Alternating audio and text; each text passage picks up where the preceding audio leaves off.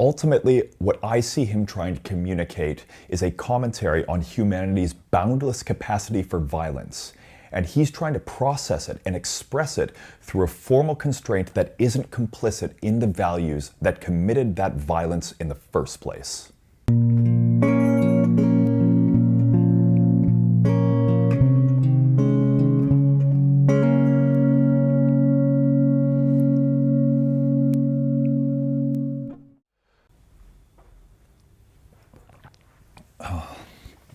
Dear God.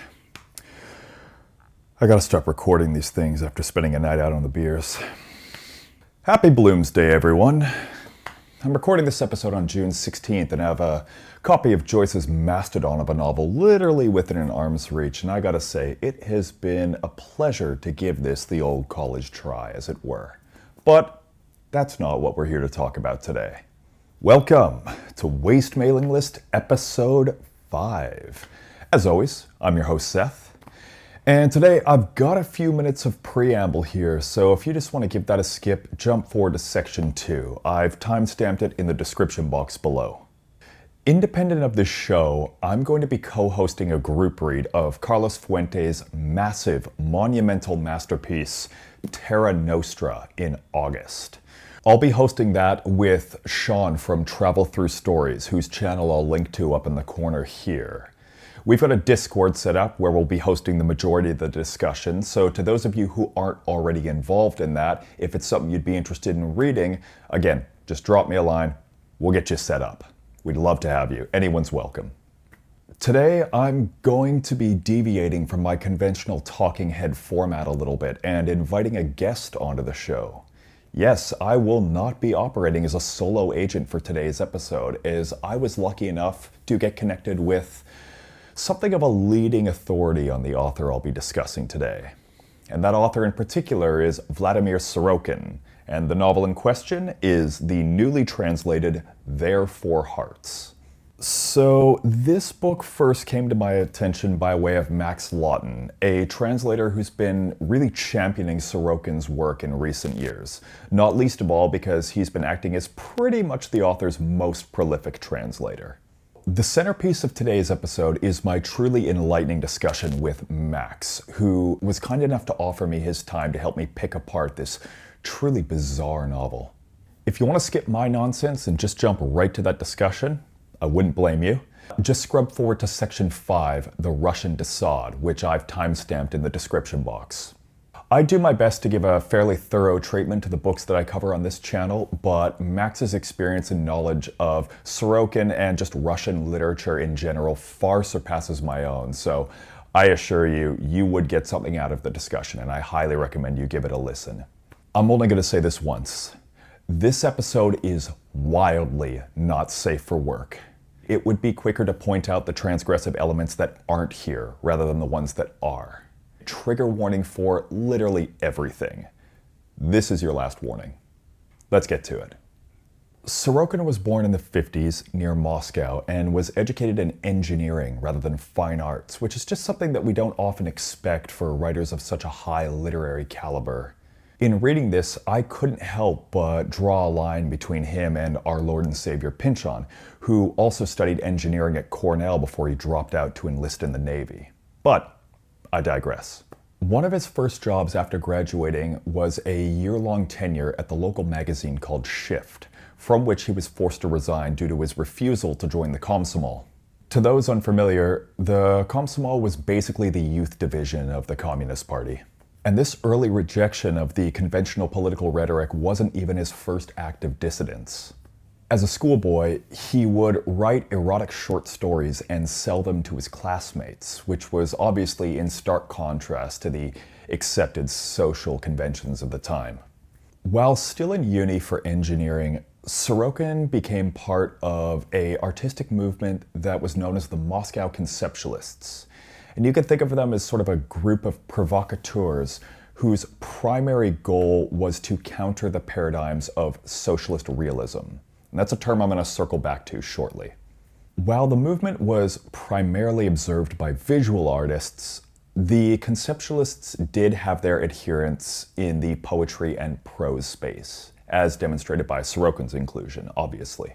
Now, these are just the early instances of a very long career disseminating samizdat, or underground art.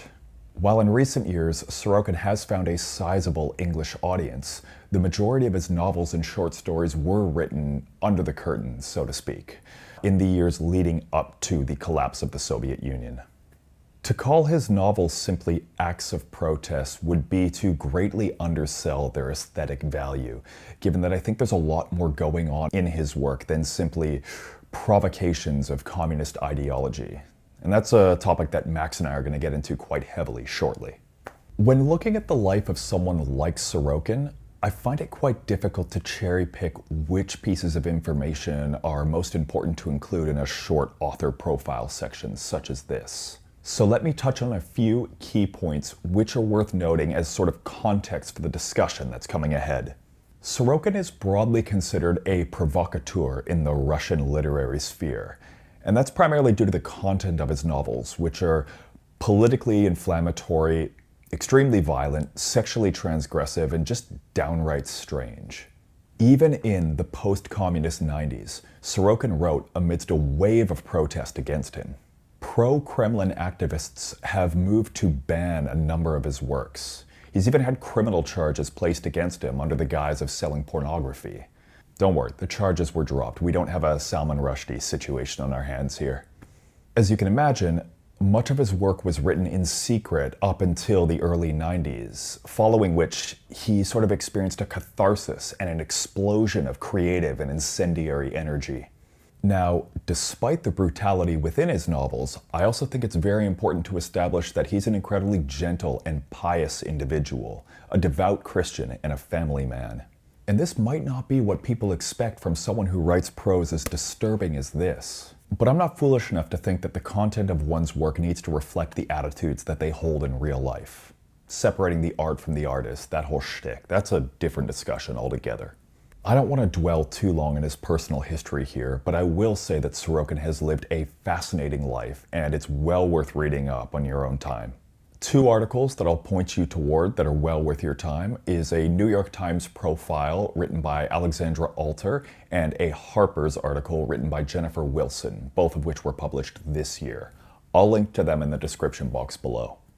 So, Their Four Hearts was written in 1991 and published in 94 by the Russian publishing house End of the Century. Again, historical context being what it is, he pretty much immediately started putting pen to paper after the Iron Curtain fell, which occurred in 88 to 91. And there's no doubt that this was an idea that must have been gestating for years prior to federal sovereignty. But as we can see from the very first few pages of it, it's just not a piece of work that could have possibly been produced under the Soviet Union. Now, I haven't been able to find much in the way of the initial public response to the book, but I do know that the employees at End of the Century actually staged a walkout in protest of having to publish this novel. Or, try this. Larissa Volokhonsky, the prolific Dostoevsky translator, has said about his early novel Blue Lard that it was the only book I ever asked to be removed from my house. Take it back. Rid me of its presence. All this to say, strap in. Irrespective of the response from Russian readers, Sorokin didn't have much in the way of an English audience, not least of all because his translations into English were few and far between. Enter Max Lawton. Prior to this novel, Max had translated 4 full-length books from Sorokin, and he sent a sample of his work to Will Evans, the executive director at Dalkey Archive, who agreed to publish a full translation of Their Four Hearts. And this was released in April under Dalkey.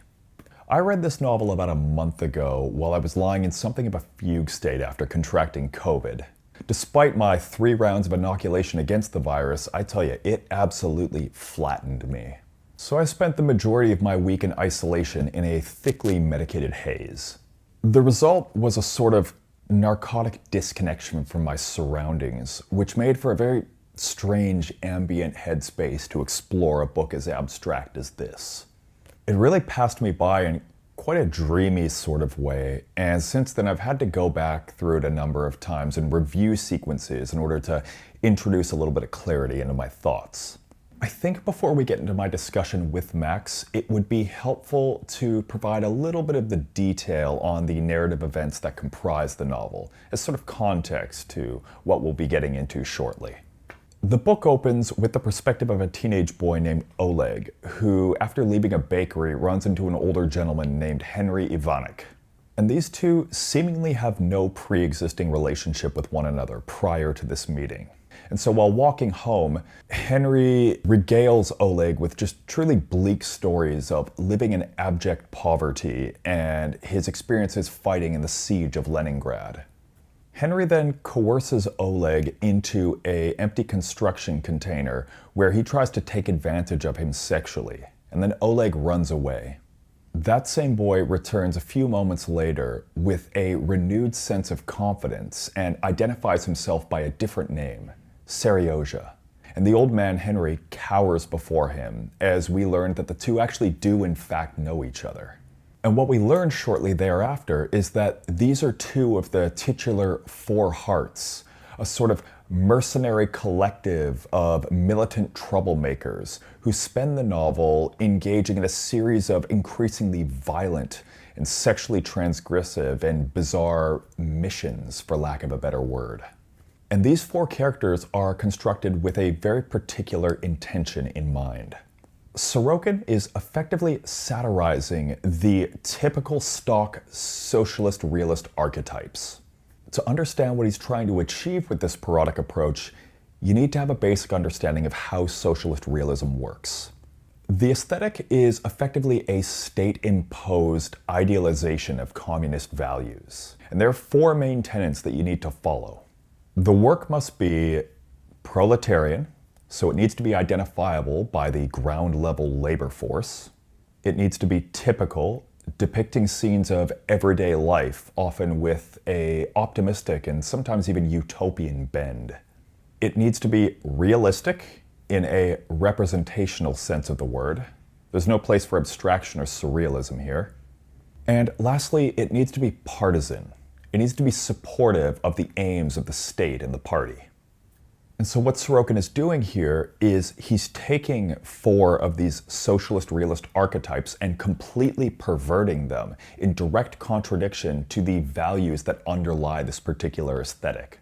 We have the four's leader, Rebrov, who is a factory worker and Stakhanovite who prides himself on his ability to output more than his daily quota requires. There's Olga, a former Olympic skier who fits the model of a symbol or source of national pride. Staub is the old man who previously went by the name Henry Ivanek, and he is a former soldier and veteran from the siege of Leningrad who acts in accordance to the values of serving for one's country. And lastly, there's Seryozha, the naive young boy whose youth represents the potential for a bright communist future. These four characters fit the archetypical molds of socialist realism, but instead of engaging in conventional acts of optimistic partisan behavior, they're performing just a series of absurd avant-garde missions that often continue to extremely violent and sexually transgressive ends.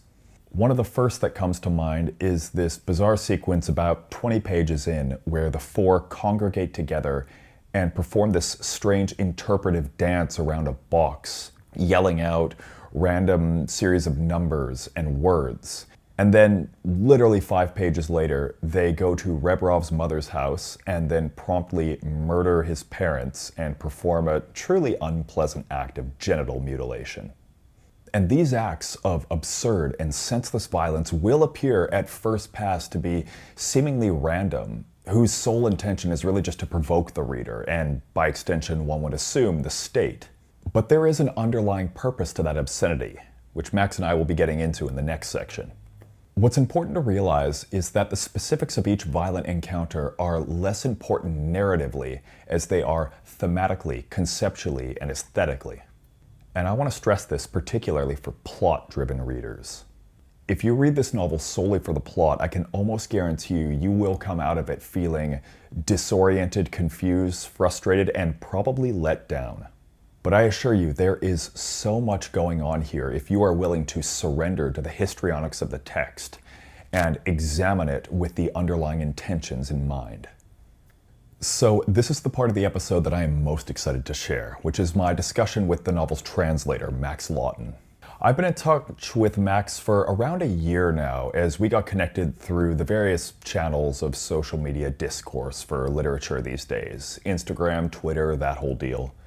Max was kind enough to facilitate getting me an early copy of the novel, as well as sending me a number of his unpublished works, which he's currently got slated for publication that have been recently translated.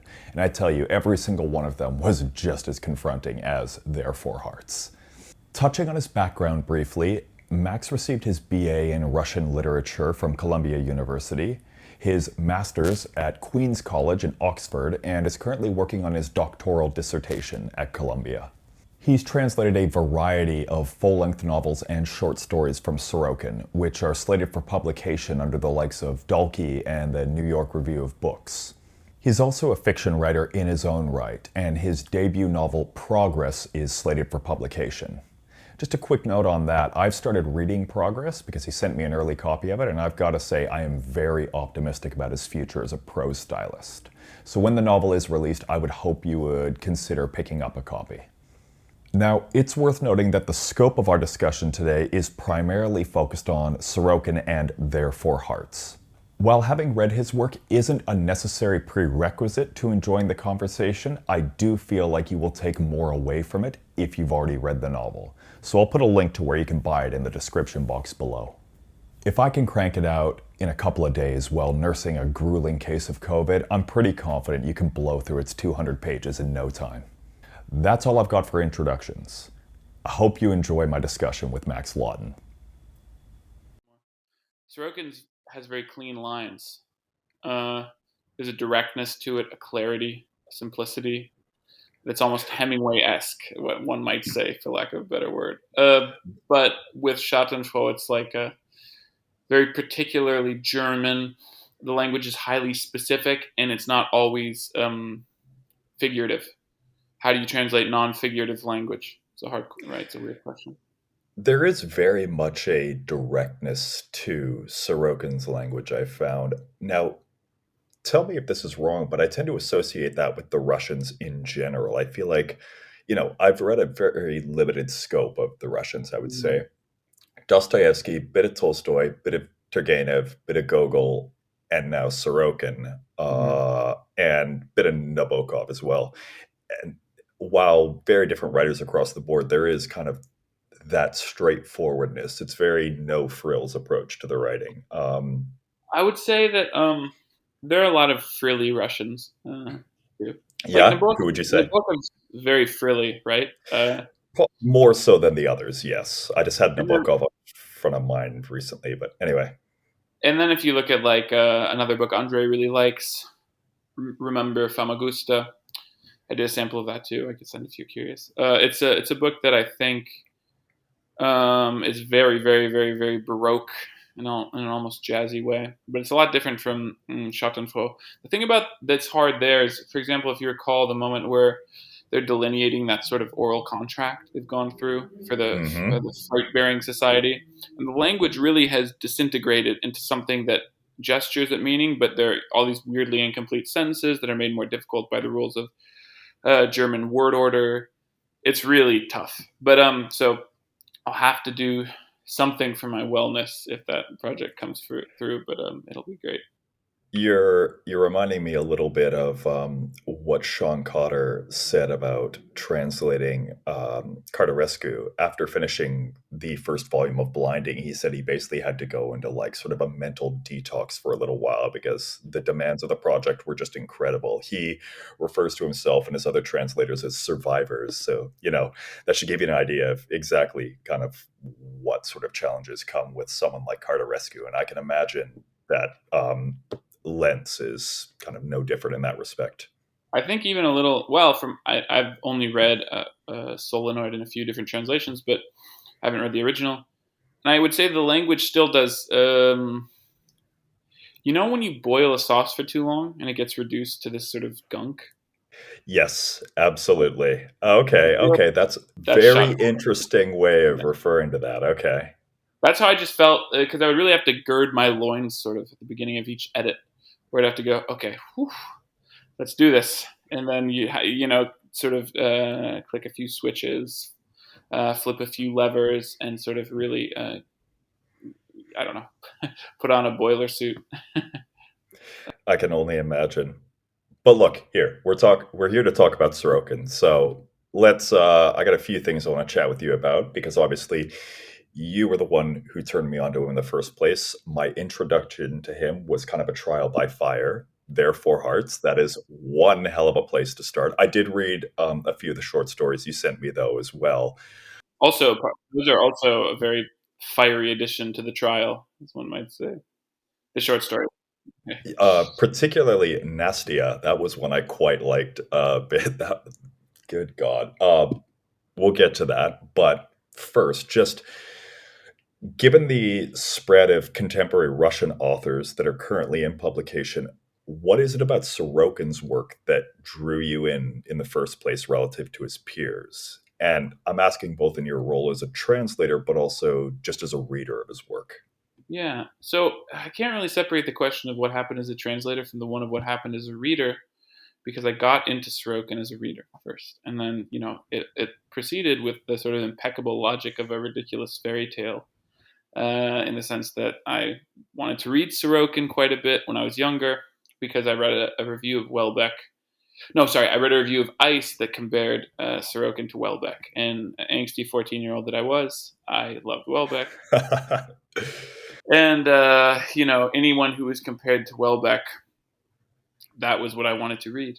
And so I read Ice, and I liked it. And then I spoke French pretty well then.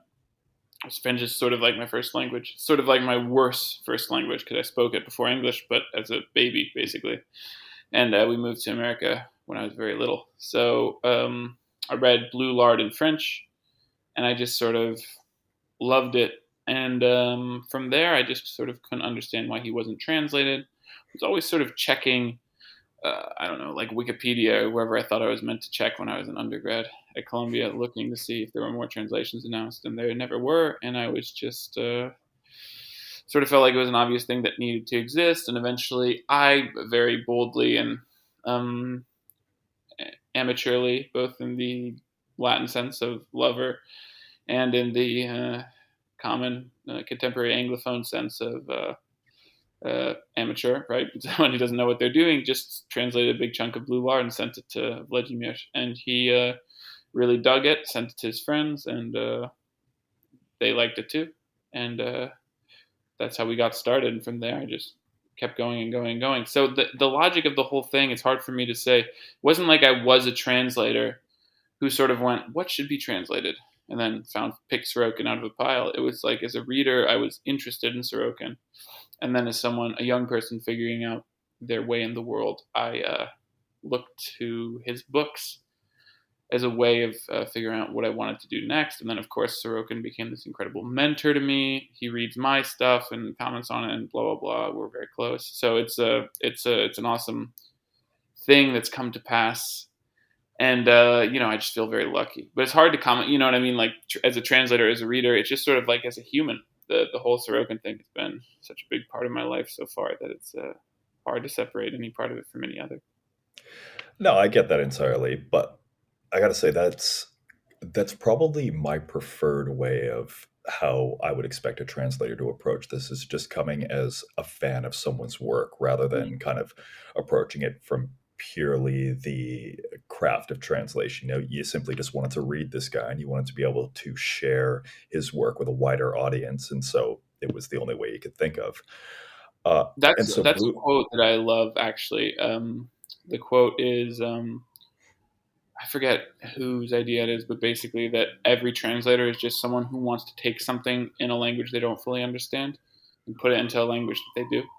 So make something that's partially incomprehensible fully comprehensible. So I think that's true. you've done that for me, I'll tell you that. I'm glad. So, look, just on the note of being a translator of Sorokin, You've kind of touched on this already, speaking about the directness of its language, but are there any unique challenges to the way that Sorokin uses language that you've come across in terms of adapting it into English? Yeah, I think the two biggest challenges for any translator are dialects and non-figurative language. Dialects can also mean slang, right? It's any highly specific language that doesn't translate easily because it sort of hemorrhages context, right? Um, so I think translating Sorokin is very difficult because you have a lot of dialects and you have a lot of non-figurative language. And it's not as hard because the non-figurative language tends to have a sort of neat gallery lighting in Sorokin's work. So it'll be like sort of a gibberish zaum or beyond sense, as the Russian futurists said about their gibberish poetry, sort of projected onto the gallery wall with a lot of white space around it, right? Like Znedo, right? The Znedo, what is the Znedo? We don't know, but you kind of can make out that that's a thing that we don't know what it is. But the Znedo is, we know that there is a thing that is Znedo. But non-figurative language is hard to translate because you have to think about what this might sound like to Russians. Even once you establish that, though, there's the issue of maybe there's a sense where all the words mean something, but it's syntactically non-figurative. I think so. For me, the two biggest challenges as a translator are non-figurative language and dialects, and Sorokin is filled with them. But I've been very bold, and I think I've approached the challenge with a great deal of gusto. And so I have not. I've really enjoyed translating to dialects, and I've chosen what I think of as good analogs. I hope that other people agree and also enjoy the choices I've made. The good thing is that they're relatively consistent over the whole of Sorokin's corpus, so they'll only become more legible and sensible as time goes on. And I think I've made educated choices. And with non-figurative language, I've just tried to be bold, and I've tried not to over-translate. For example, in Their Four Hearts, my first few drafts, I'd sort of over-translated. And I really fought in the last draft to bring back non-transparency. You know, Nabokov's Invitation to Beheading in Cincinnatus C is executed for being non-transparent. Непрозрачный in Russian. And that concept of untransparency is very important for Sorokin as a sort of form of resistance against totalitarian repression, I guess. And I think that the non-figurative language is a form of like instantiated intellectual resistance to repression in all its forms. But that's over-politicized. That's over-politicizing it in a sense. But one might say that, and I've been reading a lot of Henry James. One might say that, and one might not be remiss in the saying if one were to so say. Blah blah blah. You have been reading James. I know. And we will get into this idea of political resistance shortly as well. Yeah. I read a Harper's article written by Jennifer Wilson, and she referred to Sorokin as the shock jock of Russian literature. How do you feel about this particular characterization?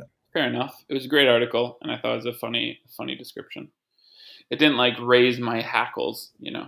I thought it was a funny, trite characterization. But that's all, you know, a newspaper rather headline is. It's a sort of quick way to get you in.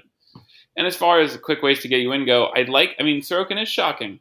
It's not so unfair. For the first 20 years of his career, what he was known for was not his sort of auguring abilities, but his shock value, really. And that's why I wanted to send you the text that I did, and I thought they'd be a basis for a conversation, basically to lay my cards out on the table. I think that in the initial reception of Sorokin, something that was missing were these more shocking texts, because Sorokin had come to America by word of mouth as a shock jock, you know, as like an enfant terrible, as the Russian De Sade, which he was called, which is not what I would call him. We'll discuss this concept of the Russian Marquis de Sade, but you know, the thing is that essentially Sorokin's initial reception in English was a little befuddled because people were reading these books that by this dude who was meant to be so shocking, and it wasn't that shocking. So I think this side of Sorokin is important, and I think we have to deal with it. And I think if that means calling him a shock jock, it's all right. Is Cronenberg the shock jock of Canadian cinema? Probably, but he's also a good filmmaker, right? And a substantive filmmaker, Yeah. which is also how I feel about Sorokin. Is it's not just empty provocation, because there is really nothing more Um, boring to me than empty provocation. I agree. But I mean, like, it's, shock jock, I think, is also, it's a little bit of a nostalgic word because it really brings to mind like the 80s and 90s, like Tipper Gore parents freaking out about NC-17 rated horror movies. I kind of like that stuff. I miss that era of American culture a little bit. I'm nostalgic for it. So, that shock jock to me sounds a little bit like, that's probably, and that's also probably the path by which I got into Sorokin, was just wanting to read the most shocking stuff, right? And wanting, when I was reading Dennis Cooper in high school, or like, no, I didn't read Guillotin in high school, definitely not.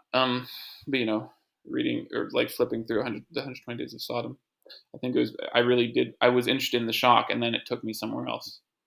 And I sort of, so I don't, for me, it was not like a shock to see, it wasn't a shock to see him called the shock jock. And I thought it was a fine, pithy little neon sign to put on the top of the article. And it was a great article, so I was really happy about it. I suppose it depends kind of what literary context you're coming from. Yeah. When I was going through that same phase when I was younger as well, my way in was kind of like Chuck Palahniuk, J.G. Ballard, Yeah.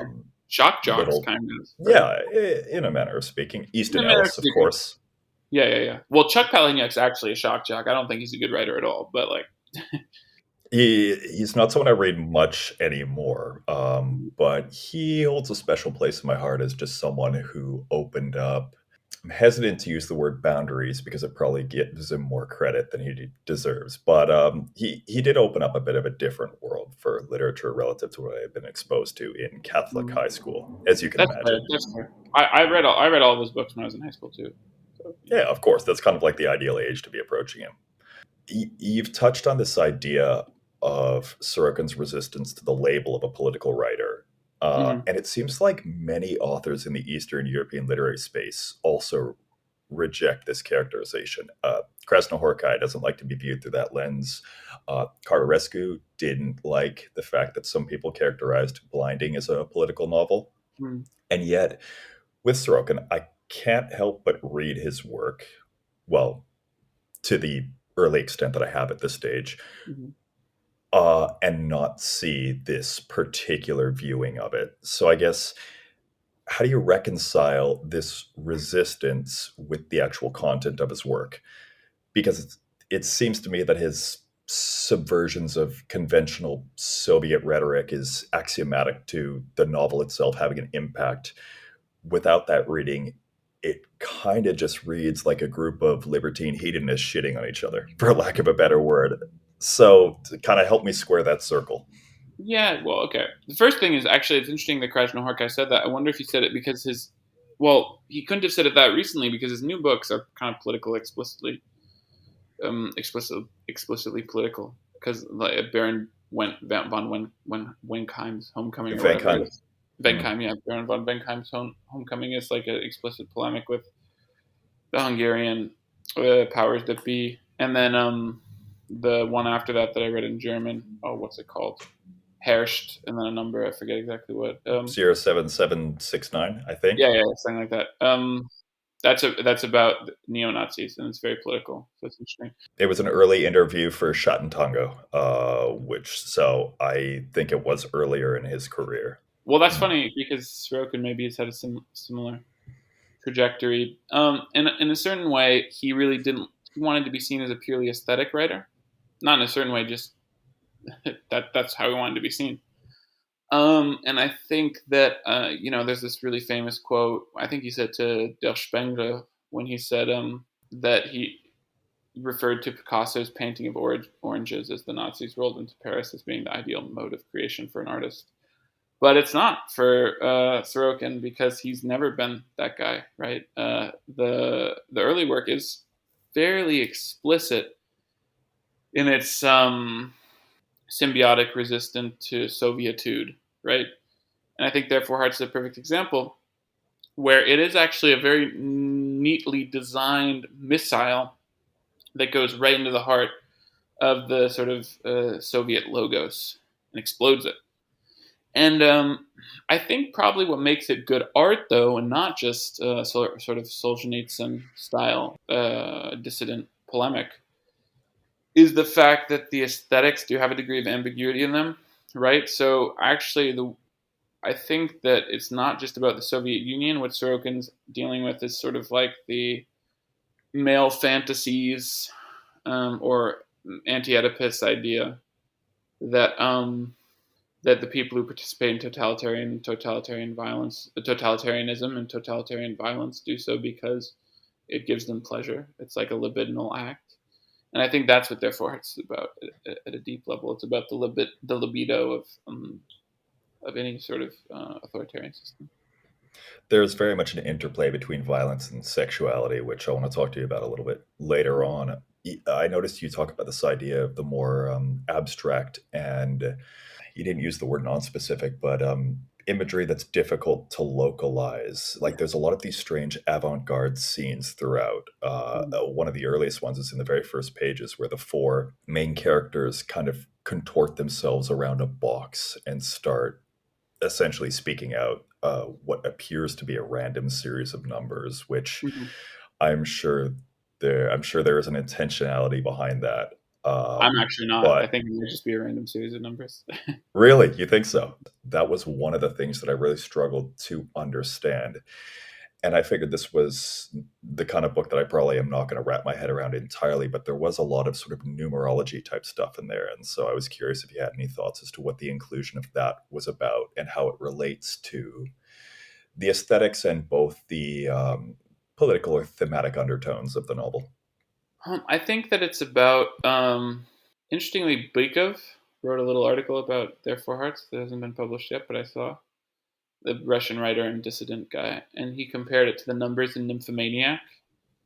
I think what he meant was the numbers from like the little organ school part where the fugues are described. Nymphomaniac. I'm thinking a Lars von Trier film. Yeah, exactly. I just think it's I don't think the numbers have a real sort of idea behind them. Um, I think that they're a representation of uh, sort of quantitative concretization of randomness, right? So you just have these numbers that are. It's almost like if you think about in the context of the Soviet Union, it would have been production quotas, right? The human worth is condensed into these production quotas. How many, whatever, little parts can you make per shift? In the context of America today, we might think of the economy or GDP or whatever. So I think it's about that partially, but I don't know. I think it's also evocative use of a trope, maybe we could say. Well, I mean, you talk about this idea of production quotas in the Soviet Union. That is effectively what it was to be a member of the proletariat, was it not? Like your value as a human being is entirely tied to the labor that you can output. No, that's exactly right. Yeah. No, I think that's. But I mean, it's not that different from. At the end of the day, they're both monetarist systems, right? That's the critique. That he's just there seems to be a lot of anger toward the Soviet Union. And I'll give you an example by way of a quote from Staub about Mm. halfway through. Am I pronouncing that name correctly? Yeah, sure. Yeah. Staube, but it's fine. Staube. Okay. Yeah. There's a scene where he goes on a little polemic of his own. He does a few of those throughout the novel. And there's a line where he says, "You have to understand these people too. Imagine they earned an honest living, they exceeded their normal quotas, lived in a constant state of hunger, defended their motherland, and then they're told, 'You're a joke. Your life was just a big mistake. You weren't building a glorious future, but a shitty little concentration camp run by fucking Stalin called the United Soviet Socialist Republics. And for that, you motherfuckers, your children and grandchildren warmly congratulate you.'" Like, there's just some acid in his words there. Yeah, but also I think it's about this constant instability of registers in Sorokin's work. Where for me, I feel like I really love Miles Davis, and I feel like The translating musician, Sorokin. Miles Davis. Yeah. It's like playing under late Miles as a conductor. this constant instability of register. It's interesting that Staube would be saying that because in some profound sense he seems to represent the Soviet Union. For example, the speech he gives about rubber and Anna Akhmatova is a total desacralization of Soviet language.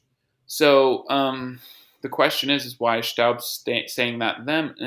And it's sort of like that I don't know, that there's no sort of stability. There's no sort of linguistic stability, which is part of, I think, the idea that underlies it. Is linguistic stability is a totalitarian thing, because if you feel totally logocentrically grounded, that's maybe bad. Now, correct me if I'm wrong, but what he's playing with in the book is this idea of socialist realist archetypes. Yes, Yeah, uh, definitely. and that's sort of there's an ideological stability to that, right? Like my understanding of socialist realism was it was a state-sanctioned artistic movement that developed in the 30s that effectively operated as almost a propaganda engine, Yeah, right? yeah. It It was almost depicting and calling it a movement makes it sound like it came from people organically. So I think it's like better to call it some that's there you go, poor state choice of sanctioned. words. No. I mean, like, I'm not offended, but like, but like, I feel like it's a state state imposed idiom, kind of. Imposed. That's probably a better choice of words here. And it depicts this idealized version of communist life.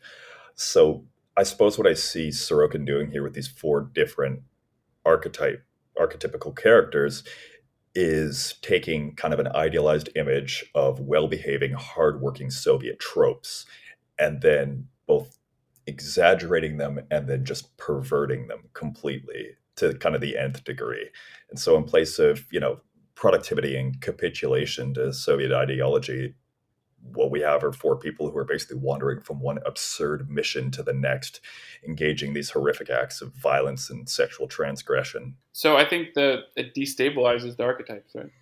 Is that maybe how this idea of chance and randomness play into the final act? Because there's that moment, and I'll just give a little warning here to anyone who hasn't read the book. I'm going to talk about the final moments of it, but essentially they, in that final act of self-destruction, or what I would argue is transformation, is the four characters compress themselves into dice and are rolled across a sheet of liquefied human remains, basically. And the last thing That had been one of their mothers.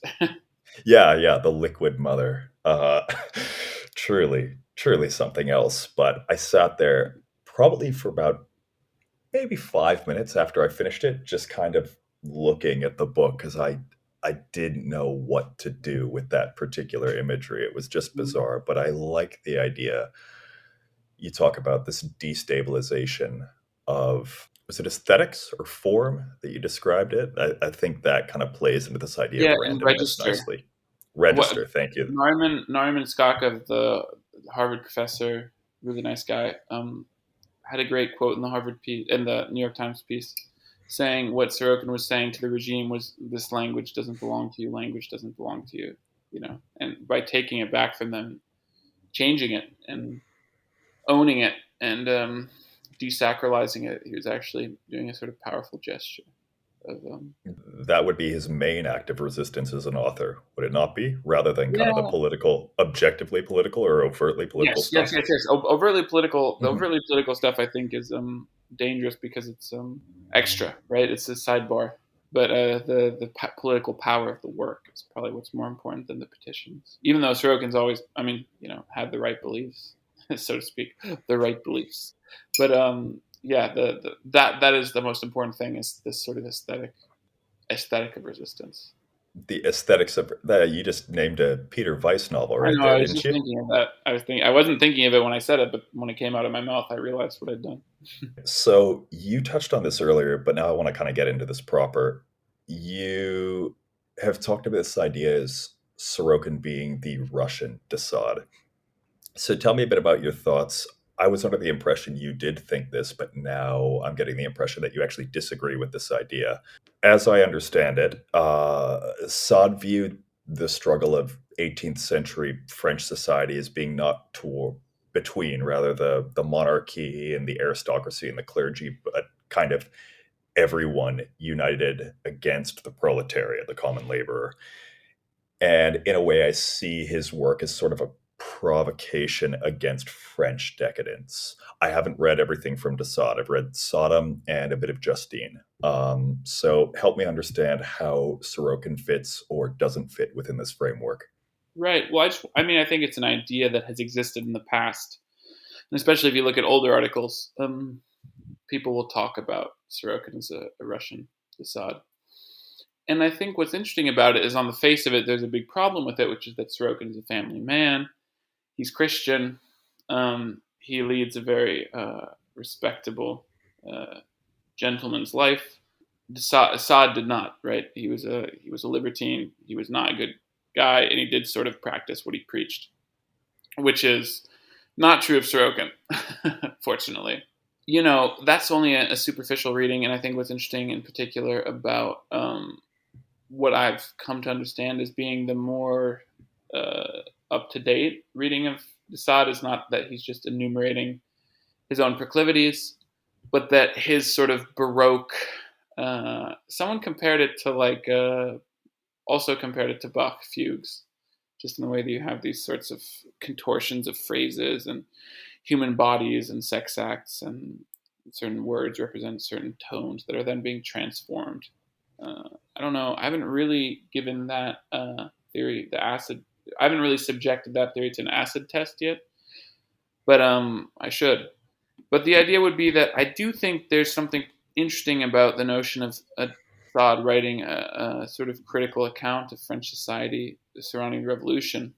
And I would say that the ambiguity of Sade as an author might actually align rather nicely with the ambiguity of Sorokin as a writer, because no one can really agree on what either of them are doing, and there is a school that views both of them as being quite political. There's another school that takes them as being decadent and aberrant shock jocks, right? And I think that that's where I think they might map onto each other nicely.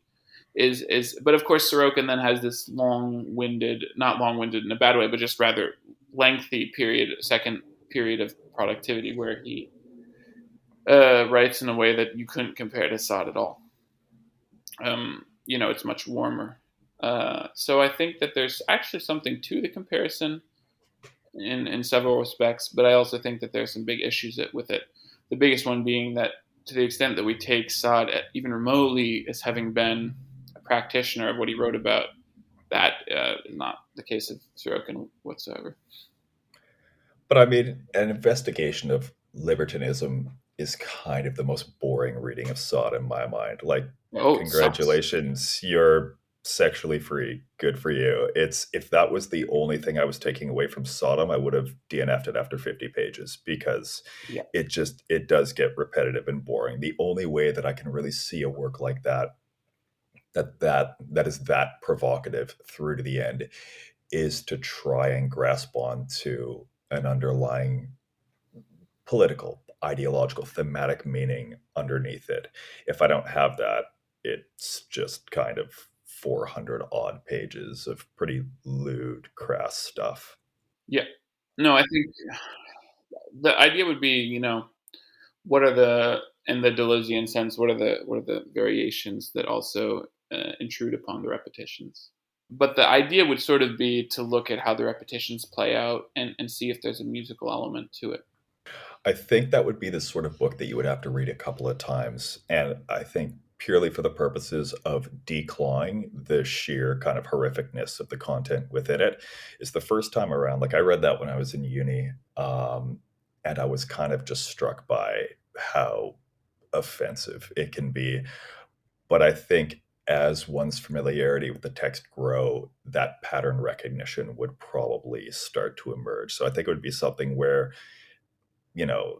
read it once to kind of get the content out of your system and then read it further. But I want to talk to you a little bit about these critics or these people who have discussed in a scholarly manner about Sade and kind of how that can relate to Sorokin. You actually pointed me toward a chapter from Camille Paglia's book, Sexual Personae.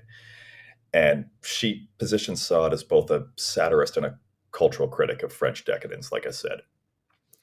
In her essay on Sade, there's a line she wrote. She said, "Sex is power, sex is aggression, sex is murderous, but murder is sexual. Murder is a branch of erotic activity, one of its extravagances. The human being reaches the final paroxysm of delight only through an access of rage." And therefore, Hearts also kind of fits on this sliding scale continuum of both violence and sexual titillation. So, how do you feel about that comparison if we were to view Sade and Sorokin in conversation with one another? Yeah, I mean, the interesting thing about that quote is that I think she's also articulating something that I was talking about before, which is sort of like in male fantasies or anti-Oedipus, the discussion of the libido, of how everything acts according to libido. Like all systems function according to libido, all humans act according to libido. So I think that I mean, like, Polly is obviously a terrible provocateur or provocateuse. I'm not sure you can say that. Anyways, but there's an interesting idea at the heart of that. And I think that's also just the most famous piece that treats Sade as a critic, a cultural critic, and sort of satirist, and not just as a libertine writ large. So the point would be something like, uh, yeah, there can be this erotic element of violence, but I don't think, like, I mean, speaking personally, I don't see it. I hope. I mean, it's a nasty thought that violence is erotic, and that murder is sort of like a sexual act. Which, I mean, obviously these things all complexes get tied up. But what I would say is you can sort of extract or distill an interesting thought out of Polya's provocation, which is to say that in the context of a totalitarian system, or where you have desiring lines rewired in this weird way, there can be something erotic about the enactment of political violence. And that's also the idea of in male fantasies. The Nazis had a very particular sort of libidinous imagination that they then acted on. I can say more though. I think Sorokin agrees with me in the sense that he's not sadistic, right? He's not literally Sadian, sadistic, the word we have based on Sade, right? He doesn't personally derive sexual pleasure from violence. He's a Christian guy, and he writes about a lot of times how one of his biggest concerns is to ask why mankind cannot refuse violence, right? Cannot get by without violence. So he's really dealing with why people commit violence, and for him, it's a tragedy, but he's trying to understand what lies behind it. So, but he does probably. I mean, he obviously thinks that the enactment of violence in certain contexts can be erotic, and there's a relationship between eros and violence, and that's visible at various points. But I don't think he's with Sade. It's clear that he's praising it. With Bataille, it's clear that he's praising it, at least at some level, right? But at Sorokin, even that's the ambiguity that makes it interesting. Even as he laments it and criticizes it, he's trying to understand what makes it tick in a way that might make him somehow complicit in it or appear to be. Yes, but I also think they might position him as a better critic or a better cultural anthropologist of these ideas because he isn't attached to it in the same way. It's going to be hard to get an objectivity out of Sade when he is obviously titillated by what he talks about. Whereas, Sorokin being the upstanding Christian guy you talk about is probably to a degree disgusted by what he writes. I don't know about that. No, I don't think so. No, I don't think so. Although he did, yeah. I mean, he really didn't want me to read "Therefore Hearts Aloud." I read it at Brooklyn Reading like a month or so ago. Yeah, okay. Curious, just because of the content, right? Yeah, he was just saying it's not really. It could kind of be a record scratch moment, you know. To bring it back to Polya briefly, she also wrote in that chapter that you sent me, um, Sod subjecting the body to a Dionysian process, reducing the human to raw matter and feeding it back into its rapacious nature. Yes. And I can definitely see that within T4H, Yes. particularly the liquefaction of Reberov's mother, the material of which kind of plays into the final moments of the novel. So, this idea of reducing humans down to their base material, do you feel that comes from a place of conceptual intrigue, political intent, something else? Kind of talk to me about how you interpret that? I think both, you know, I think it's both a political statement in both cases, right? And this is that quote. That quote is essentially good job. You've essentially boiled the essay down to the quote. That's the reason I thought you maybe would get something out of reading it, which is that essentially the notion that both Sorokin and Sade are using the human body as such in their works as a means of investigation. And I think there's definitely something to that. And I think, there's this concept in Sorokin's work that various scholars have written about, corporealization. And the idea is that you're taking these concepts that exist way up in the ether as noumena, and then you're putting them down into bodies and seeing what they look like. And if it's the Soviet noumena, right, the Soviet noumena in becoming phenomena becomes shit that you eat. Or, apparatchiks who are sexually devious with young athletes. And, so that's the transformation of Soviet noumena into phenomena would be the four dice on the frozen field of liquid mother. Which, God, still one hell of an ending, I'll tell you that. But it's interesting because it almost has this, it levels the playing field between the individual, which is the individual person, the laborer, and the larger political apparatus, in a manner of speaking. He's interested in both the body, which is the machine that produces essentially the raw materials of society, and then also the structural governing forces that kind of play into each individual. It's, I suppose, in its own way, a systems novel. I don't know if you subscribe to that Yeah. idea. That's actually But that's well said, definitely. But the system is just chaos, right? The system, at the end of the day, it all boils down to these four stupid numbers, and that's probably Sorokin's message about the Soviet Union: all this pain, all this suffering, all this death, all this miserable worrying and whinging about historical necessity, and what did you end up with? Just these four stupid numbers. do you view that as cynical, or something more cynical or nihilistic? Or if you had to boil it down to a single kind of label, which some people would take issue with trying to do that in the first place, do you see that as a very bleak view of society? I mean, it's in the Soviet Union. I think it's just literally true. I mean, it was a failure. It ended in that four stupid numbers. So I guess, look, if we're going to talk about its failure, given that the hammer and sickle flag wasn't lowered until the early 90s, they've really only experienced a few decades free of communist control. So do you expect there to be a new wave of transgressive literature to emerge from the Russian literary sphere as kind of a means to make up lost time? I don't know. I really don't know what's going to happen with Russian literature. The realm of Russian cultural production is a little bit sick because, every country with a totalitarian or authoritarian regime, it's a myth.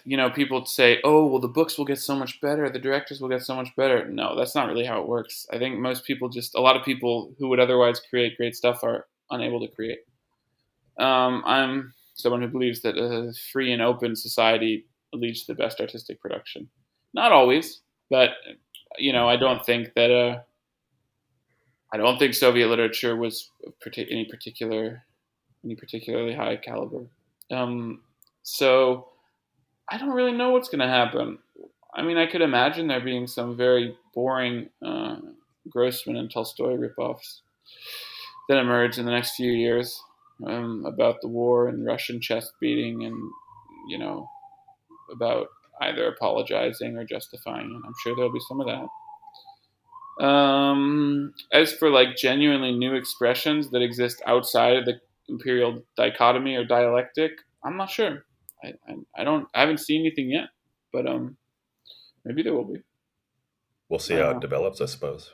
I hope there will be, but I don't know. Literature in general, I don't. Every writer who I enjoy and appreciate that who's coming up now seems to be a unique phenomenon, and not an outcropping of a larger scene they're coming out of. I don't think there's anywhere where it's just like amazing writers everywhere. There are no moments, there are no literary moments happening in countries that I can think of. Most of those moments are kind of commented on in retrospect, are they not, though? We don't really notice there's been a moment until it's already happened. So, I mean, it's one of those things Well, there. maybe, but at the very least, that's a good point. Maybe you're right. Maybe there are moments happening that I just don't know about yet. Or maybe there are moments that haven't been theorized properly. In fact, there has been a moment that I've sort of read around a little bit, but I'm not aware of it having been a moment. That's definitely possible. But I just don't, yeah, I don't know. I just don't think of many countries as having just tons and tons and tons of good books coming out of them. Look, as one kind of closing off point here, I want to ask you, for people who are interested in Sorokin, what would you say is a broad generalization for the best way to approach him? Any requisite reading you would suggest? I know you tend to recommend Blue Lard as a good starting point.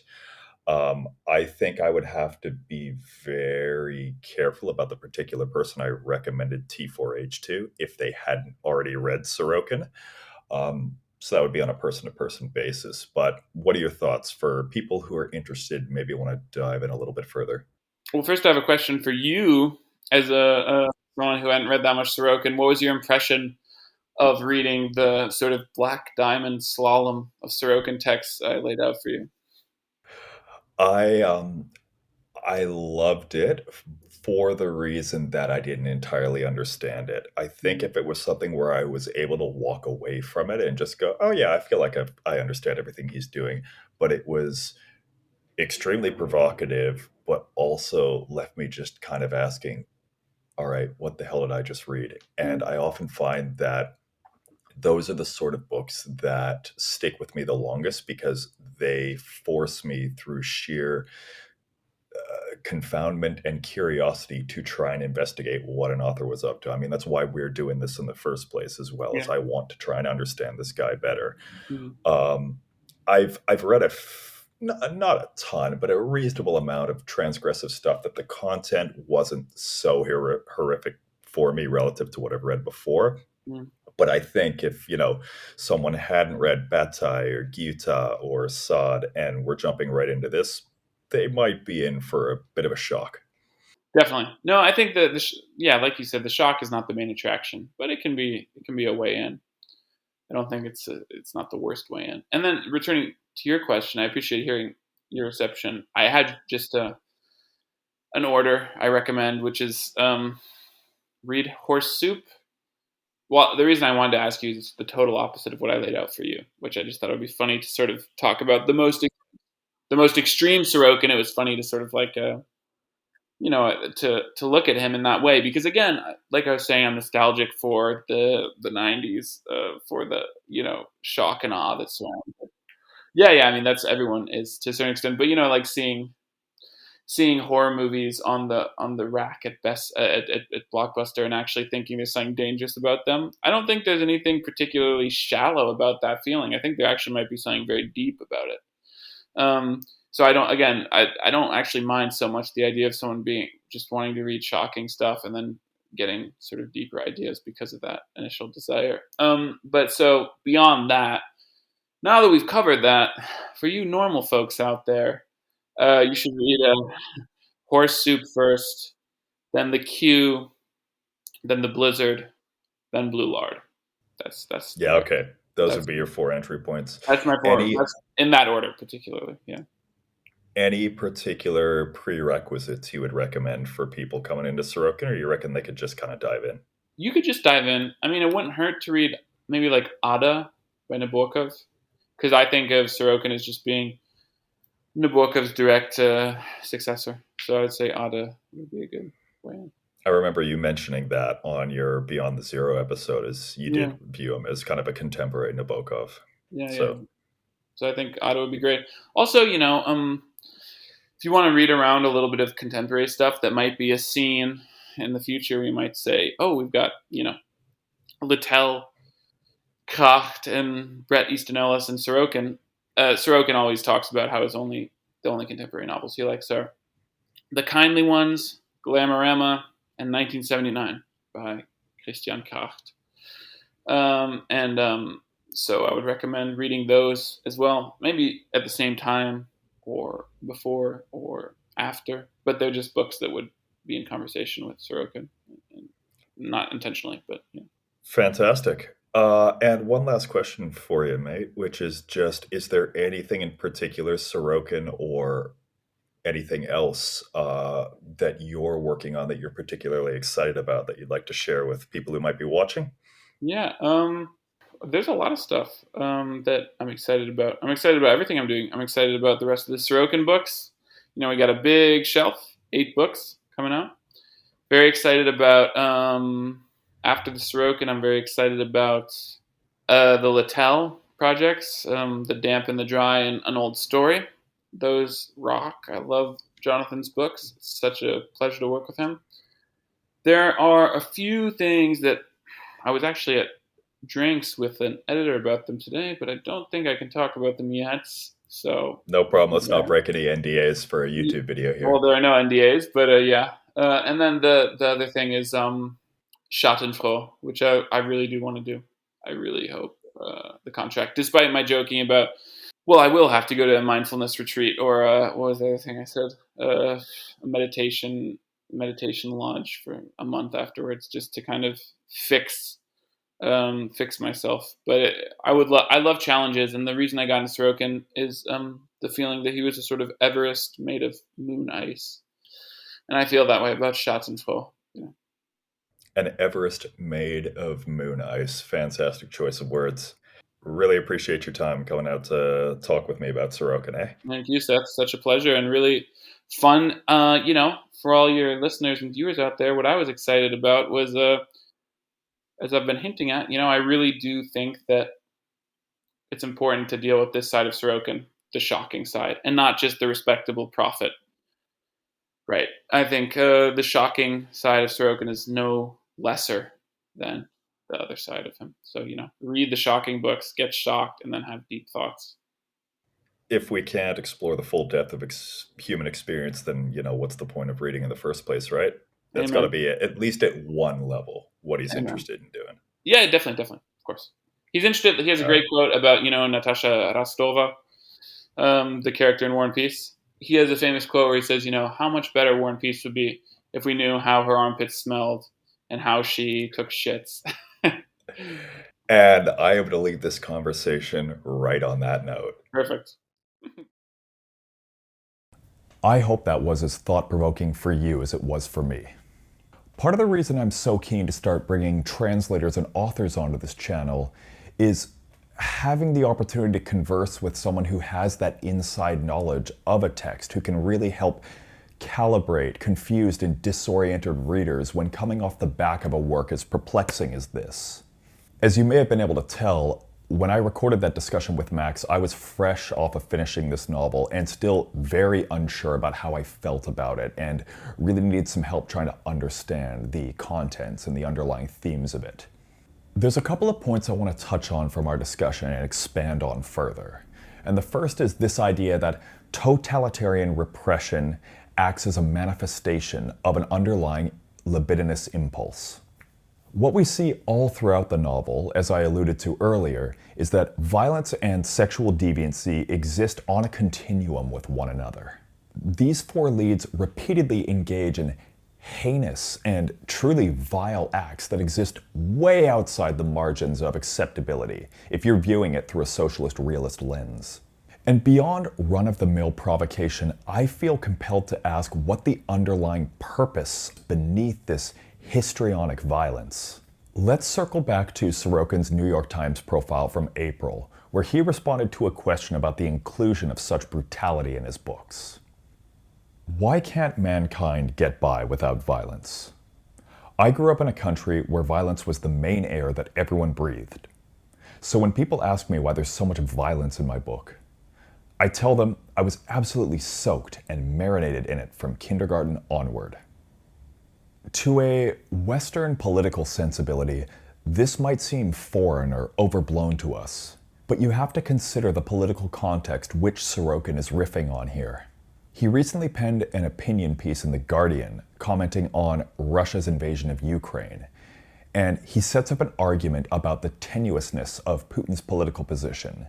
And I think this can be held up and help inform what we see as the content within Their Four Hearts and indeed his larger body of work. In Russia, power is a pyramid. This pyramid was built by Ivan the Terrible in the 16th century, an ambitious, brutal Tsar overrun by paranoia and a great many other vices. With the help of his personal army, he cruelly and bloodily divided the Russian state into power and people, friend and foe, and the gap between them became the deepest of moats. The occupying power had to be strong, cruel, unpredictable, and incomprehensible to the people, and the people have no choice but to obey and worship it. What we see him commentating on here is a political situation wherein the state and its citizens are compartmentalized into a dominant and a submissive group. And if you consider the Freudian or Sadean reading of this political environment, which Max and I discussed earlier, we see the absurdities and strictures of everyday Soviet life are motivated by a libidinous impulse as expressed by the state, the dominant power. We know from declassified documents that mass rapes were one of the various war crimes committed under Soviet rule. And that's an act that's defined by a desire for control as expressed through sex. Like Max said, the pursuit of power is partly, if not entirely, informed by the dominance libido. What Sorokin does is pervert, or more importantly, invert that relationship, wherein the typically submissive cast, in this case our four militant leads, are now exerting that sexual humiliation back on those who repress them. Now that's all well and good from a content perspective, but I think where the book starts to get really fascinating is how that content interacts and is in conversation with its form. As a primer, let me return back to that line from Palia's book Sexual Persona and her commentary on Sade's 120 Days of Sodom. The tortures invented by the libertines are the form-pulverizing kind found in Homer and Euripides. The libertines eagerly obliterated the body's formal contours, tearing, piercing, scraping, gouging, maiming, slicing, shredding, burning, melting. Sade is subjecting the body to a Dionysian process, reducing the human to raw matter and feeding it back into its rapacious nature. So taking into account this Sadean reading which Max and I discussed, I want to read for you a quote from a scene where our four main militants are conversing with a group of military apparatchiks. I hate that idiotic expression, trust but verify. Stalinist apparatchiks and careerists thought it up while they were wading through corpses. It was important for them to pull people apart and to sow suspicion and uncertainty into their work, into their very being, which meant depriving them of their professional pride, separating them from their preferred occupations, dragging them into the swamp of factory squabbles, and turning them into pawns, so to speak, into partocratic games. As a consequence, their personhood was destroyed, which is to say, speaking in simple terms, this deprived them of their title of man. One of the key convergences between violence and sexuality in the novel is the use of dismemberment as both a narrative and a thematic tool. There's a key phrase from that quote I just read, to pull people apart. Remember, two of the key formal contrivances of socialist realism are predictability and stability. And this form that proselytized collective upward mobility was ultimately thrust upon the creatives in the Soviet Union as a propaganda project, a hypocritical and an ironic one at that, given that the people at the time were forced to live under conditions of complete economic instability and impoverishment, and they were separated from their communities and their families and even their own sense of personhood. And growing up in the early aughts, Sorokin was beginning to see this erosion of civil liberties under Putin's rule. And it's a very dangerous backstep toward the horrors of the Soviet Union in its heyday. So as a writer, for him to adhere to the conventions of socialist realism would be tantamount to effectively supporting the ethos of its cause. So how does he express his refusal to participate in this formal constraint? By dismembering, deconstructing, and destabilizing it. This is done in its plot through the inclusion of scenes of incredible violence, dismemberment, and sexual humiliation. And it's also done formally through the use of an atypical narrative and strange sentence structure relative to what was conventionally seen at the time. We see characters in the novel being reduced to mere orifices and outlets for bodily functions. Just look at one aspect of it: human defecation, which was rarely, if ever, depicted in socialist realist fiction. Sorokin's response? Have people quite literally shit on each other and eat it. Not only is he taking a sledgehammer to the approved forms of fictional content under the communist regime, but he's also disrupting the way in which that content is conventionally delivered. Ultimately, what I see him trying to communicate is a commentary on humanity's boundless capacity for violence, and he's trying to process it and express it through a formal constraint that isn't complicit in the values that committed that violence in the first place. He needs an entirely new form to express these frustrations. And this leads me to what I think is ultimately the most important reading of the novel. One of Sorokin's principal concerns, beyond the libidinous violence exerted by power structures over its citizens, are the ways in which that language and meaning are weaponized by totalitarian regimes. I know I've harped on socialist realism ad nauseum now, but I really want to nail down what he's trying to do by disrupting this form. I want you to recall the key dogmas of the realist aesthetic: a proletarian and partisan leaning as depicted through typical and realistic events. And take note of those last 2 points, typical and realistic. When it comes to works that embody realist characteristics, one can expect the content of those narratives to be linear and entirely comprehensible and depict scenes that we can relate to in terms of our just everyday life. Think Mother by Gorky or Ostrovsky's How the Steel Was Tempered. And these books tend to have a didactic leaning to them, educating the common worker about the bright personal future that they can have if they had just adhered to the values of communist ideology. Narratively, their Four Hearts immediately and sharply deviates from the experiences of everyday life and depicts a series of acts that are so absurd and bizarre that we couldn't possibly relate to them or glean a moral lesson from them. These four militants don't just kill people simply and with malice. They do so with absurd and oddly creative outcomes in mind, the end goal of which is never fully explained. Here's an example. Midway through the book, the four go to meet Rebrov's mother, who immediately after killing her, they liquefy her remains and carry her around in a jar, henceforth referring to her as the Liquid Mother. And the purpose of this is never fully explained until the final moments of the book, in which her remains are essentially spread out into a frozen sheet of ice. And then these four characters crawl into this strange apparatus, have their bodies crushed and compressed into dice, and are rolled across the sheet of Liquid Mother. Can you tell me, metaphorically, what every single one of those individual components mean? I sure can't. Absurdity and surrealism are weaponized here as tools of provocation. Remember, socialist realism demands that gentle, hardworking tropes are delivered in typical and realistic ways. Instead, what we're given is a series of unexplained acts of avant-garde experimentation which culminate in a moment of randomness, a dice roll. Jennifer Wilson said it better than I ever could.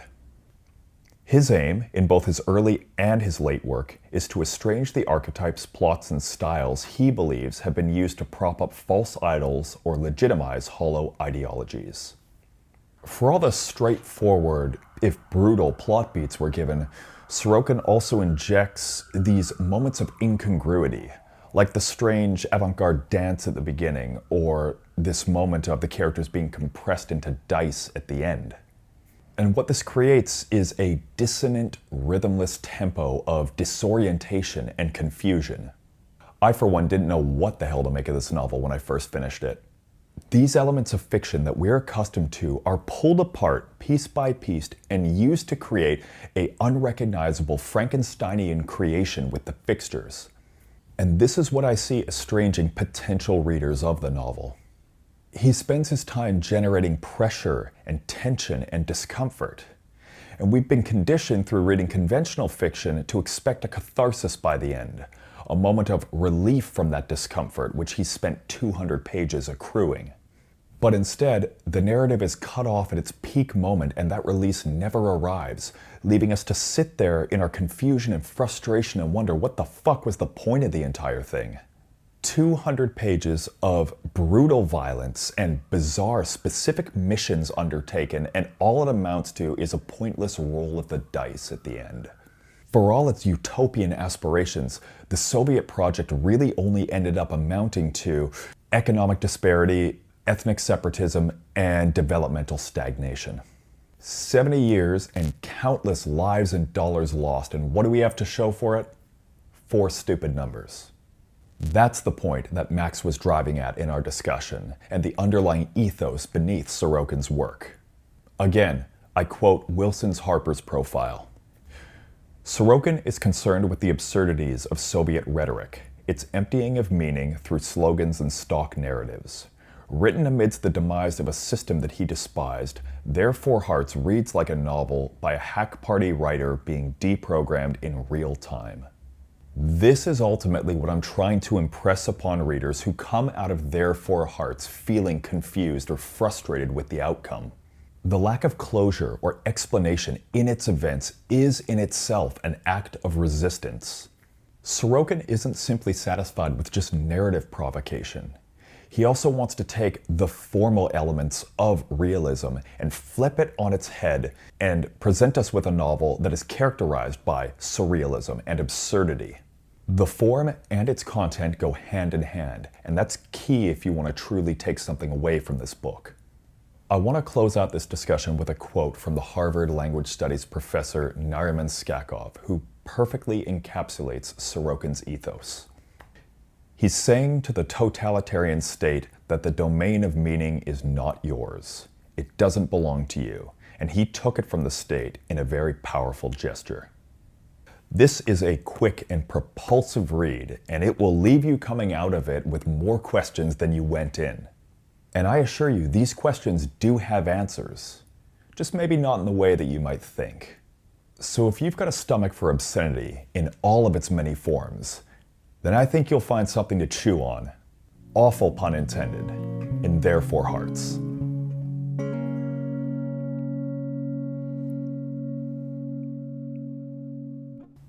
Let's keep the endnotes short, shall we? All the resources I drew from you'll find in the description box below. If you want to discuss anything literature related or specifically to Sorokin or Their Four Hearts, please, by all means, get in touch with me, leave a comment, that whole jazz.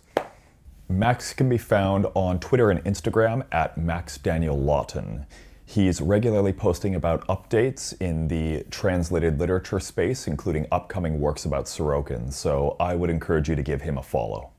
He's also just a really approachable guy and knows way more about Russian literature than I ever would, so feel free to send him a message if you have any questions about what's going on in these particular books. This episode was a little delayed because I'm working on several videos at once, so you can expect a shorter gap between now and the next one that I release. The next couple of videos are all going to be featuring guests. The one that follows this is going to have an author I'm very excited to share with you all. So stay tuned for that. And that is everything I've got. See you soon, Paranoids.